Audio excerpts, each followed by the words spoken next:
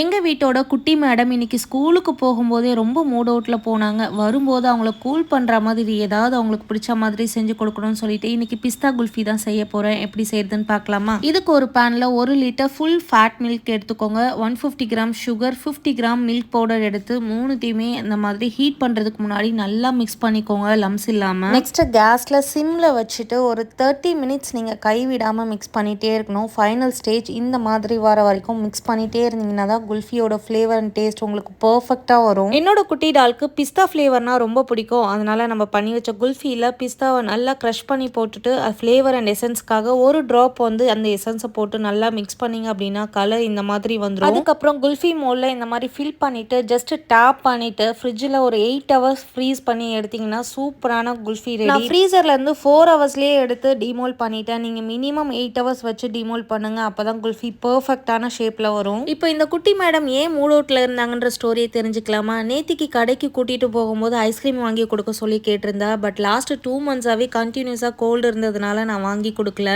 அதனால மேடம் நேத்துல இருந்து என் மேல பயங்கர கோவத்துல இருந்தாங்க. இன்னைக்கு இந்த ஐஸ்கிரீம் செஞ்சு கொடுத்து சர்ப்ரைஸ் பண்ணி கூல் பண்ணியாச்சு.